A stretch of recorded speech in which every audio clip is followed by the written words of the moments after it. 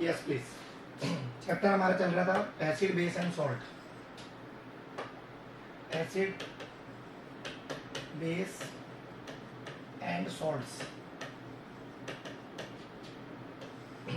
ये हमारा चैप्टर चल रहा था। इसमें हमने प्रॉपर्टीज बता दी थी, properties of acids, properties of acids, ये हमारा टॉपिक बता दिया था हमने। इसमें दो रिएक्शन और बतानी है। सबसे first, acids when reacts with metal carbonates,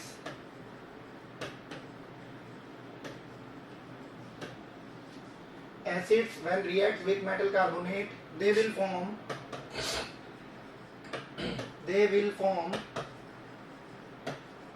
salt, carbon dioxide and water.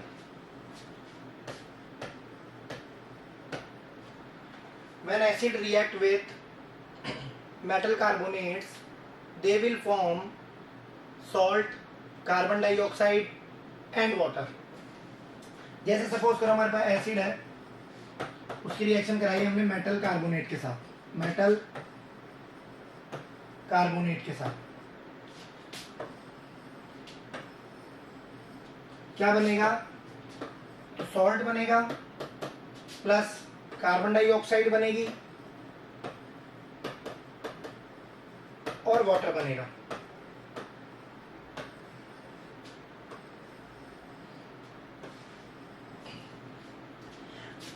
जैसे हमने एग्जांपल लिया, सपोज हमने एग्जांपल लिया HCl, hydrochloric acid, hydrochloric acid, इसकी रिएक्शन कराई हमने Na2CO3 के साथ, सोडियम बाइकार्बोनेट के साथ। ये हो गया sodium sodium carbonate, sodium carbonate. जब हमने HCl की रिएक्शन, हाइड्रोक्लोरिक एसिड की रिएक्शन कराई सोडियम कार्बोनेट के साथ, तो क्या मिलेगा हमें मिलेगा NaCl। यहां आप इक्वेशन को बैलेंस करा दो, 2 लगा दो, तो 2 तो NaCl मिल जाएगा, साथ में हमें कार्बन डाइऑक्साइड मिल जाएगी, साथ में वाटर मिल जाएगा। तो ये तो हो गया सोडियम क्लोराइड, साथ में हो गया CO2 कार्बन डाइऑक्साइड, और ये वाटर। ठीक है, तो ध्यान रखना है जब किसी भी एसिड की रिएक्शन किससे कराई जाती है? मेटल कार्बोनेट के साथ, तो क्या बनाते हैं? ये सॉल्ट बनाते हैं, कार्बन डाइऑक्साइड बनाते हैं, वाटर बनाते हैं। ठीक है, दूसरा एग्जांपल लेते हैं इसी में। जैसे सपोज करो हमने क्या करा, हमने HCl की रिएक्शन, HCl नहीं लेते हम, H2SO4 लेते हैं। सपोज करो हमने लिया H2SO4 और H2SO4 की रिएक्शन कराई हमने सोडियम कार्बोनेट के साथ, H2SO4 की रिएक्शन कराई हमने सोडियम कार्बोनेट के साथ। ये हो गया आपका सल्फ्यूरिक एसिड, ये हो गया आपका sodium carbonate.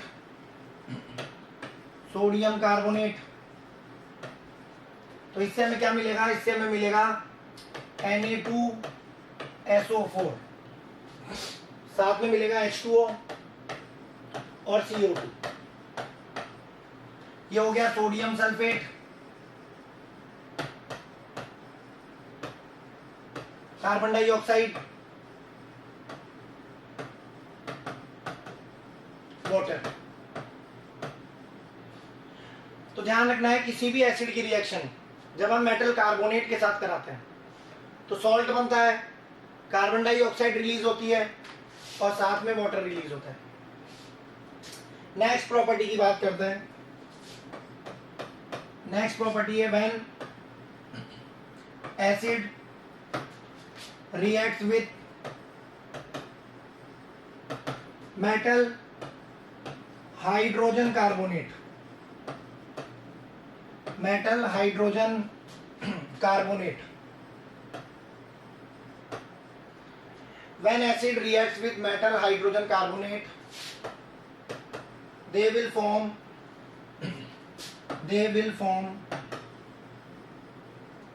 salt, carbon dioxide and water. तो ध्यान रखना है, जब किसी भी एसिड की रिएक्शन मेटल हाइड्रोजन कार्बोनेट के साथ कराई जाती है तो क्या बनाता है? वो सॉल्ट बनाता है, कार्बन डाइऑक्साइड बनाता है, वाटर बनाता है. तो हमने लिखा acid plus metal hydrogen carbonate, it will give salt plus water plus carbon dioxide. ठीक है, जैसे एग्जांपल लिया हमने,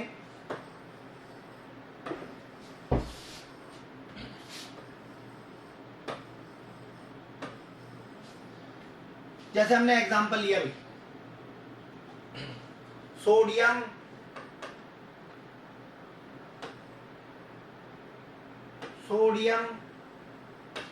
hydrogen carbonate, sodium hydrogen carbonate, इसकी रिएक्शन कराई हमने HCl के साथ, हाइड्रोक्लोरिक एसिड के साथ, हाइड्रोक्लोरिक एसिड के साथ, hydrochloric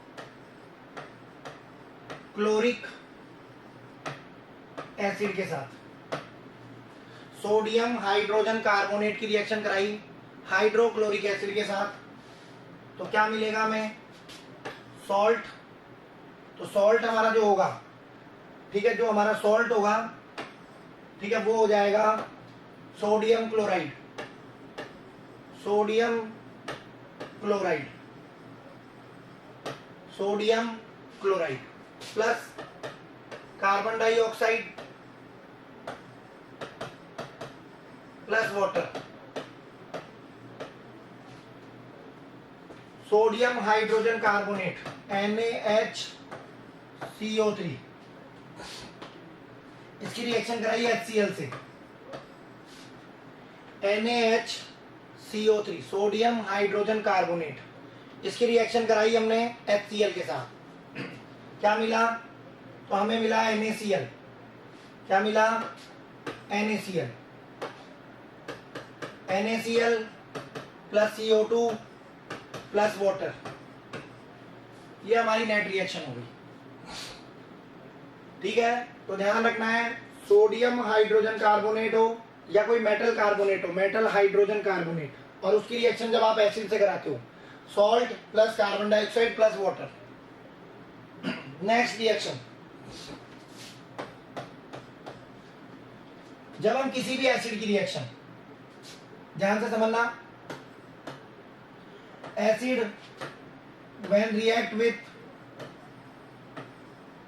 acids when reacts with metal, acids when react with metals, it will form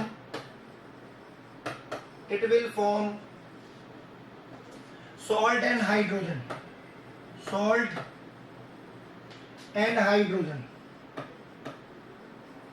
salt and hydrogen gas. Salt बनाएगा और साथ में हाइड्रोजन गैस प्रोड्यूस होगी. जैसे हमने बताया एसिड की रिएक्शन मेटल के साथ, ये मैंने आपको कल भी बताया था. सॉल्ट बनेगा, साथ में हाइड्रोजन गैस बनेगी.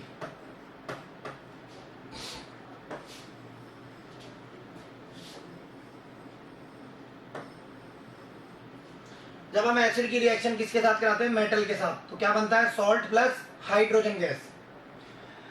जैसे जैसे आपने एग्जांपल लिया जिंक, और जिंक की रिएक्शन करा दी HCl के साथ, तो क्या बनेगा? ZnCl2 plus H2। इक्वेशन को बैलेंस करने के लिए यहाँ 2 लगा दो, तो ये तो बन गया जिंक क्लोराइड।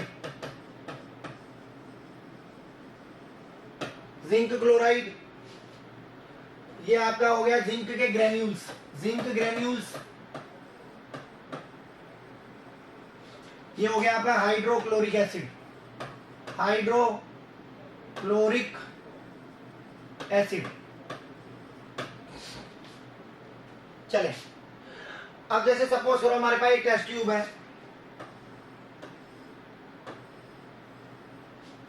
ये हमारे पास एक टेस्ट ट्यूब है, और इस टेस्ट ट्यूब के अंदर हमने क्या डाल रखा है? जिंक के ग्रेन्यूल्स डाल रखे हैं। ठीक है, ये आपके पास हो गए जिंक ग्रेन्यूल्स, जिंक ग्रेन्यूल्स। साथ में आपने क्या ले रखा है? इसमें आपने ले रखा है यहां पर डाइल्यूट HCl, डाइल्यूट HCl ले रखा है। ठीक है, ये जो टेस्ट ट्यूब है इसको आपने रबर कॉर्क से क्या कर रखा है? क्लोज कर रखा है। ये आपने रबर कॉर्क लगा रखी है इसमें, और यहां से आपने एक डिलीवरी ट्यूब लगा रखी है। ये आपके है डिलीवरी ट्यूब। ये डिलीवरी ट्यूब कहां जा रही है? सोप सॉल्यूशन में। ठीक है, ये आपका सॉल्यूशन है, कंटेनर है।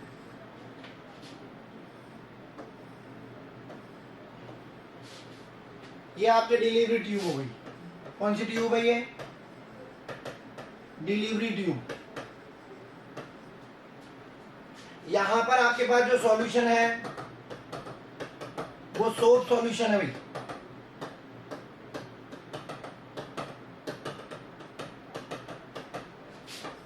सोप सॉल्यूशन,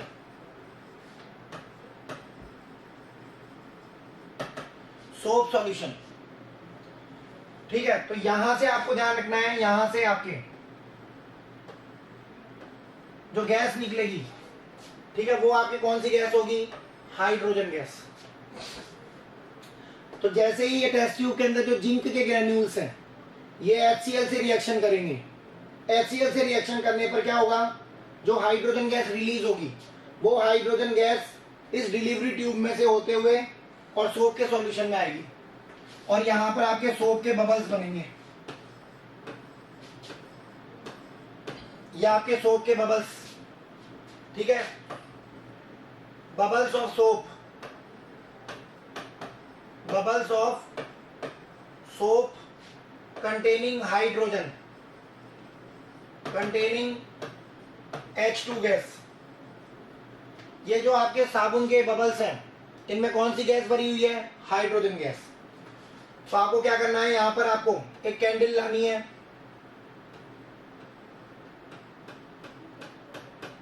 ठीक है, बर्निंग कैंडल। ठीक है, ये कैंडल जो है ये पॉप साउंड के साथ क्या हो जाएगी?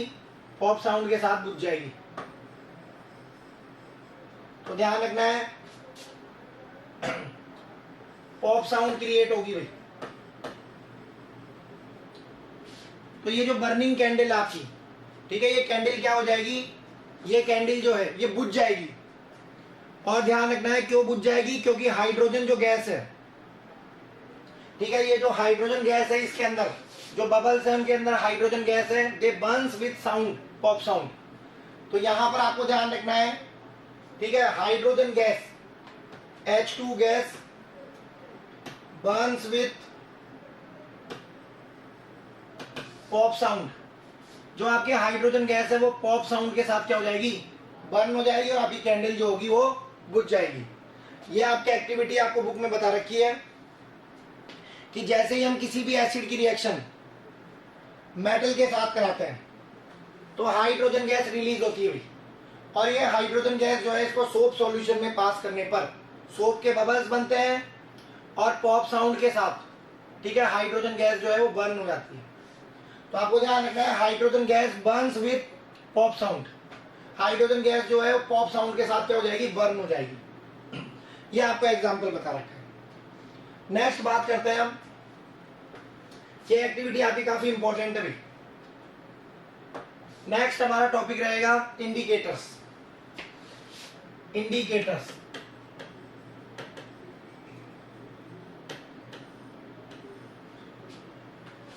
हाउ कैन यू आइडेंटिफाई, आपको कैसे पता लगेगा कि कोई भी सॉल्यूशन जो है वो एसिडिक सॉल्यूशन है या बेसिक सॉल्यूशन है। How can you identify whether a solution is acidic और basic. So we use some indicators to determine, to identify the solution is acidic in nature or the solution is basic in nature. तो ध्यान रखना है, indicators क्या होती है, basically these are dyes. Indicators क्या है, डाइज है। Indicators are coloured dyes. Coloured dyes, indicators are colored dyes which can change their color, which can change their color, change their color in acidic or basic solution.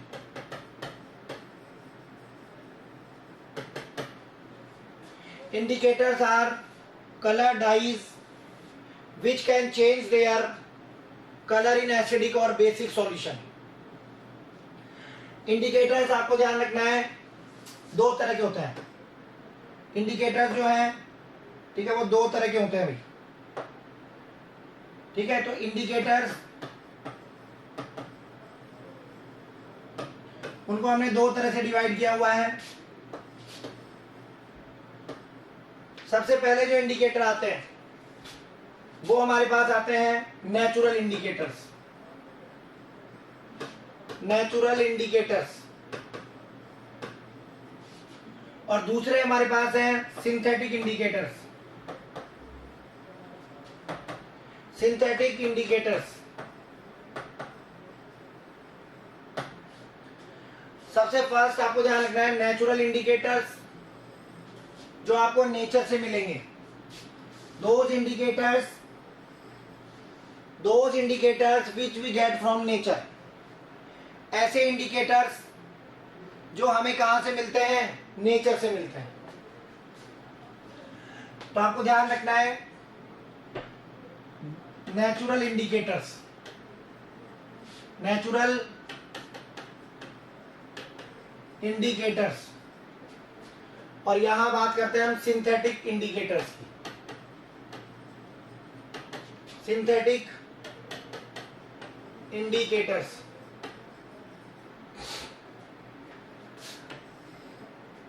सबसे पहले अगर बात करें तो those indicators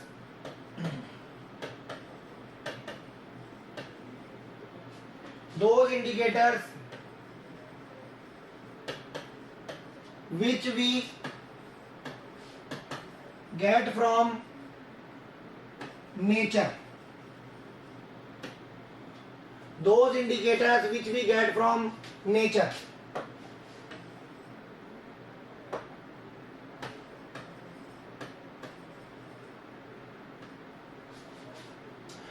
ऐसे indicator जो आपको nature से मिलते हैं उनको नेचुरल इंडिकेटर बोलते हैं।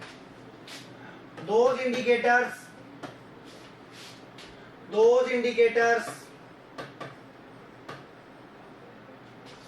which are prepared by human beings,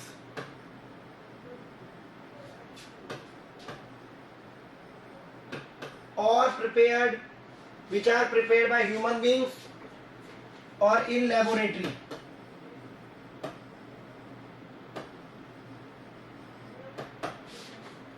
those indicators which are prepared by human beings or in laboratory, दूसरी बात ध्यान रखना है, नेचुरल इंडिकेटर्स जो हैं उसके एग्जांपल्स। फॉर एग्जांपल, सबसे पहला एग्जांपल याद रखना है लिथमस। सबसे एग्जांपल जो पहला याद रखना है वो याद रखना है आपको लिथमस। तो लिथमस जो है वो आपको ध्यान रखना है, लिथमस पेपर की फॉर्म में भी होता है और सॉल्यूशन की फॉर्म में भी होता है। यहां पर आप ये स्पेलिंग सही कर लें, ठीक है। लिथमस, तो लिटमस जो है ये ध्यान रखना है, लिटमस पेपर और litmus solution.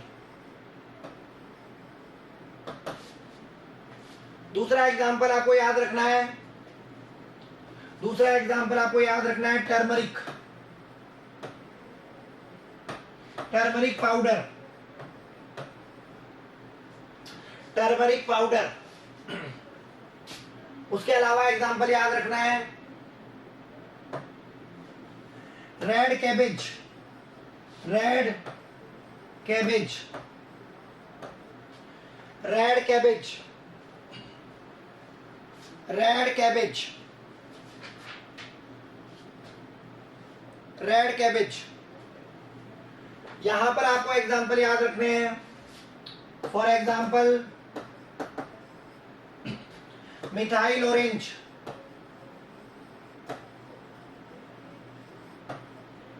For example methyl orange. दूसरा एग्जांपल आपको याद रखना है फिनोफ्थलीन, फिनोफ्थलीन, फिनोफ्थलीन।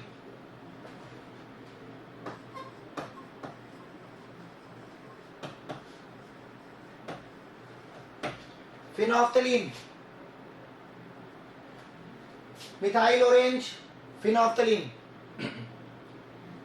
ठीक है। तो ये आपको ध्यान रखना है, ये आपके हो गए सिंथेटिक इंडिकेटर्स और नेचुरल इंडिकेटर्स।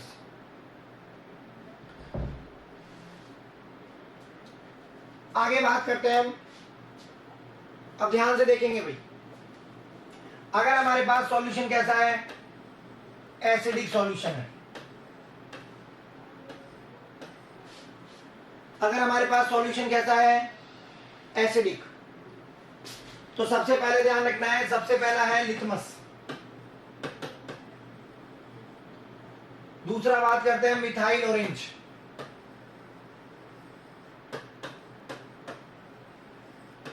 तीसरी बात करते हैं हम फिनोफ्थलीन,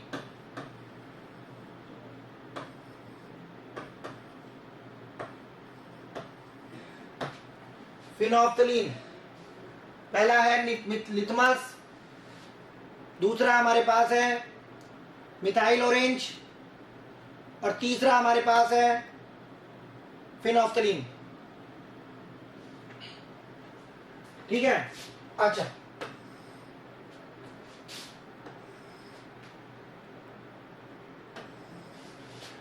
ठीक है। अब ध्यान से सुने, कलर इन न्यूट्रल सॉल्यूशन,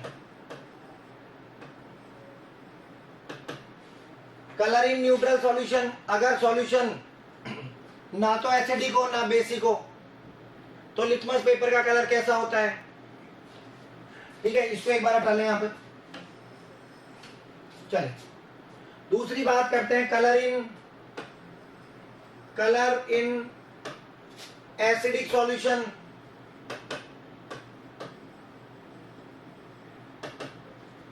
और तीसरी बात करते हैं कलर इन बेसिक सॉल्यूशन।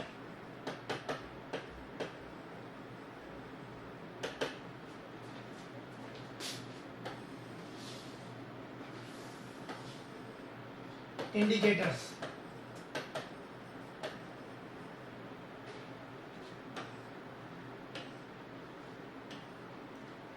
चले।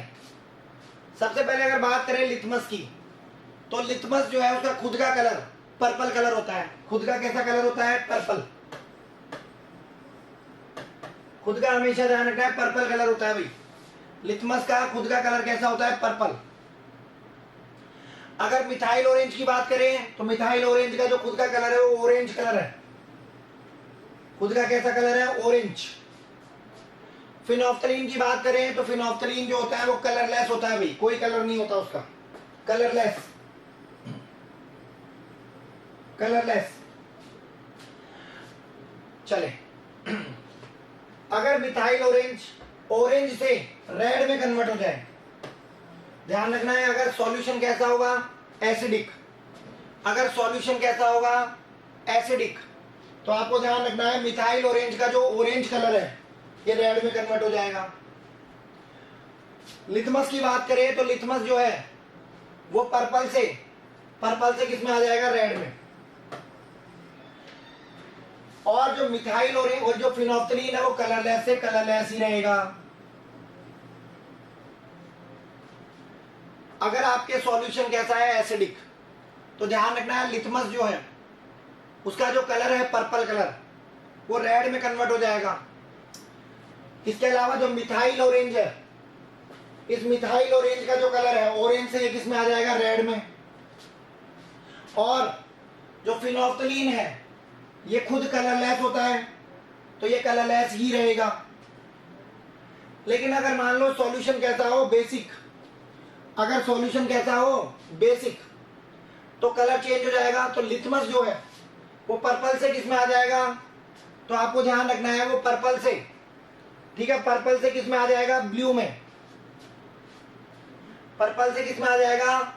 पर्पल से आ जाएगा ब्लू में। पर्पल से किस में आ जाएगा? ब्लू में आ जाएगा भाई। मिथाइल ऑरेंज की बात करें तो मिथाइल ऑरेंज जो है वो ऑरेंज से और येलो में आ जाएगा भाई। किसमें आ जाएगा? येलो में। और फिनोफ्थलीन जो है वो कलरलेस से पिंक। फिनोफ्थलीन जो है वो किसमें आ जाएगा? कलरलेस से पिंक कलर। तो आपको इजीली पता लग जाएगा कि कौन सा सॉल्यूशन एसिडिक है और कौन सा सॉल्यूशन बेसिक है। तो हमेशा ध्यान रखना है लिथमस पेपर जो है उसका खुद का कलर पिंक पर्पल होता है। अगर वो पर्पल से रेड में आ जाए तो सॉल्यूशन एसिडिक होगा, और अगर पर्पल से ब्लू में आ जाए तो सॉल्यूशन बेसिक होगा। इसी तरह मिथाइल ऑरेंज है, जो मिथाइल ऑरेंज है उसका खुद का ऑरेंज कलर है। अगर ऑरेंज से रेड में आ जाए, अगर कलर जो है ऑरेंज से रेड हो जाए तो एसिडिक सॉल्यूशन है, और अगर ऑरेंज से येलो हो जाए तो बेसिक सॉल्यूशन है। उसके अलावा बात करें हम फिनोफ्थलीन की, फिनोफ्थलीन का खुद का कलर कलरलेस होता है और ये एसिडिक सॉल्यूशन में कलरलेस ही रहता है, जबकि बेसिक में पिंक हो जाता है। चौथा बात करते हैं हम इसी में, टर्मरिक। टर्मरिक पाउडर, हम सबको पता है टर्मरिक जो है, हल्दी जो है वो पीले कलर की होती है, तो येलो कलर की होती है हल्दी। अगर सॉल्यूशन एसिडिक है तो येलो जो है वो येलो ही रहेगी, जबकि बेसिक होता है, अगर सॉल्यूशन बेसिक होता है तो हल्दी जो है वो लाल कलर में कन्वर्ट हो जाती है भाई, येलो से क्या हो जाता है? रेड। कपड़े पे लगा हुआ, अगर मान लो हमारे कपड़े के ऊपर, हमारे शर्ट के ऊपर अगर सब्जी लग गई है, ठीक है, तो जब हम उसको साबुन से धोते हैं तो दाग जो होता है वो लाल लाल पड़ जाता है भाई। जो हल्दी का जो पीला कलर है वो लाल लाल में कन्वर्ट हो जाता है। क्यों? क्योंकि साबुन जो है वो कैसा है? बेसिक। तो साबुन जो है जो है बेसिक नेचर का है, इसलिए हल्दी बेस के साथ रेड कलर शो करती है। ये आपको कुछ इंडिकेटर्स बता रखे हैं भाई, इनसे आप इजीली पता कर सकते हो कि कौन सा सॉल्यूशन एसिडिक सॉल्यूशन है और कौन सा सॉल्यूशन बेसिक सॉल्यूशन। इसके अलावा बात करें हम इंडिकेटर्स में ही, तो कुछ इंडिकेटर्स ऐसे भी होते हैं जिनकी खुशबू चेंज हो जाती है। कुछ इंडिकेटर्स ऐसे होते हैं जो एसिडिक सॉल्यूशन में उनकी स्मेल अलग रहती है, और बेसिक सॉल्यूशन में उनकी स्मेल अलग हो जाती है। उन इंडिकेटर्स को ऑल्फैक्टरी इंडिकेटर्स कहा जाता है। उनको क्या कहा जाता है? Olfactory indicators. Olfactory indicators. Those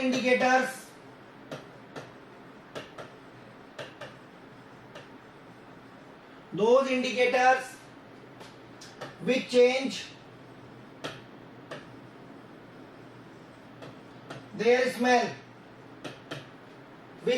their smell, when dipped into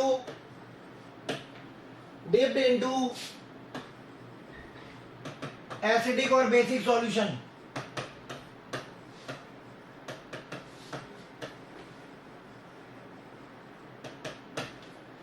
ऐसे इंडिकेटर्स जो अपनी स्मेल को क्या कर लेते हैं?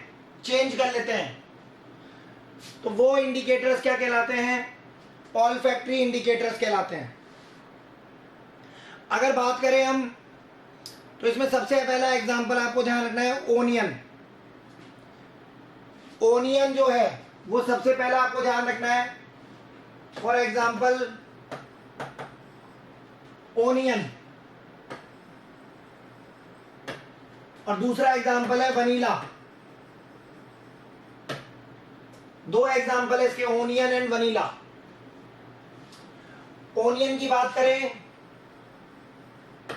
और वनीला की बात करें, ओनियन में जो है वो ध्यान रखना है पंजेंट स्मेल आती है भाई, जबकि वनीला जो है उसमें प्लीजेंट स्मेल आती है। ओनियन की जो स्मेल है काफी तीखी होती है, जबकि वनीला जो है उसकी खुशबू जो है वो काफी सुगंधित होती है, प्लीजेंट स्मेल आती है भाई वनीला में। तो अगर सॉल्यूशन एसिडिक होगा, अगर सॉल्यूशन कैसा होगा? एसिडिक,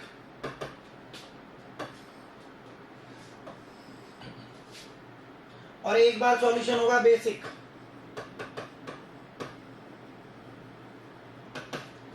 तो सबसे पहले आपको ध्यान रखना है, आपको एक प्याज की जो है स्लाइस काटनी है और उसको सूंघ के देखना है। उसको सूंघने के बाद में आपने उसको सूंघ के देखा, देन उसको आपने सॉल्यूशन में डिप किया। अगर डिप करने के बाद में आपको वही स्मेल सूंघने से पहले, डिप करने से पहले जो स्मेल आ रही थी अभी भी वही स्मेल आ रही है, तो सॉल्यूशन एसिडिक हो जाएगा भाई। तो एसिडिक सॉल्यूशन में पंजेंट स्मेल ही आएगी। अगर सॉल्यूशन एसिडिक होगा तो ओनियन की जो स्मेल डिप करने से पहले पंजेंट स्मेल थी, वही सेम डिप करने के बाद में भी आपको पंजेंट स्मेल ही, ठीक है, पंजेंट स्मेल ही आपको ध्यान रखना है सूंघने पे मिलेगी। लेकिन अगर सॉल्यूशन बेसिक होगा तो आपको ध्यान रखना है डू नॉट डिटेक्ट, ठीक है। स्मेल जो होगी, स्मेल इज नॉट डिटेक्टेड। तो आपको जो है स्मेल जो आ रही थी पहले, अब वो नहीं आएगी। तो ध्यान रखना है स्मेल इज नॉट डिटेक्टेड। आप स्मेल को जो है महसूस नहीं कर पाओगे, सूंघ नहीं पाओगे। जो पहले स्मेल आ रही थी अब वो स्मेल नहीं आ रही है। वनीला जो है अगर एसिडिक सॉल्यूशन होगा तो वो वापस से प्लीजेंट स्मेल ही देगा, लेकिन अगर बेसिक सॉल्यूशन होगा तो do not detect, do not detect, तो हम स्मेल को डिटेक्ट नहीं कर पाएंगे। तो ध्यान रखना है अगर स्मेल पहले आ रही थी और अभी भी आ रही है, डिप करने के बाद में भी आ रही है, तो सॉल्यूशन एसिडिक होगा। और अगर स्मेल नहीं आ रही है तो ध्यान रखना है सॉल्यूशन बेसिक नेचर का होगा। सेम इसी तरह से जो है वनीला में है, स्मेल पहले भी आ रही थी अभी भी आ रही है, डिप करने के बाद में भी आ रही है, तो एसिडिक सॉल्यूशन होगा। और अगर स्मेल नहीं आ रही है, हम हमारे जो है हमारे नाक से हम स्मेल को डिटेक्ट नहीं कर पा रहे हैं, देन सॉल्यूशन इज बेसिक। तो ये हमें दो एग्जांपल दे रखे हैं। पहला एग्जांपल हमारा है ओनियन का, दूसरा एग्जांपल है वनीला का। तो ये दोनों क्या करते हैं? ये दोनों अपनी स्मेल को चेंज कर लेते हैं। ठीक है, दोनों क्या करते हैं, अपनी स्मेल को क्या कर लेते हैं, चेंज कर लेते हैं। तो ध्यान रखना है, दोनों ही आपको ध्यान रखना है ऑल्फैक्टरी इंडिकेटर के एग्जांपल। दोनों ही एग्जांपल किसके हो गए आपके, ऑल्फैक्टरी इंडिकेटर के।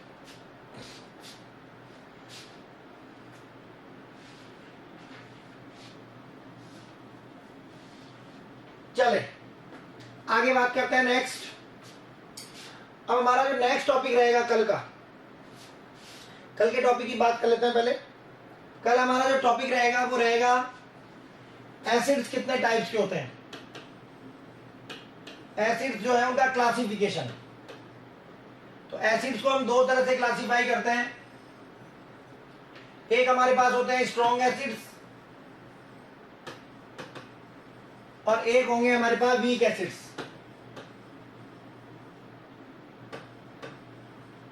क्लासिफिकेशन हमें पढ़ना है, ठीक है। तो ध्यान रखना है, हमारा जो टॉपिक रहेगा वो रहेगा टाइप्स ऑफ एसिड्स। एसिड्स कितने टाइप के होते हैं, strong acid, weak acid, mineral acids, organic acids, concentrated acids, dilute acids. तो ये हमारा टॉपिक रहेगा। सेम इसी तरह बेस के बारे में बताएंगे हम। बेस भी जो है वो आपको ध्यान रखना है, strong base, weak base, dilute base, concentrated base. तो आपको ध्यान रखना है क्लासिफिकेशन ऑफ एसिड्स, यह हमारा कल का नया टॉपिक रहेगा। ओके।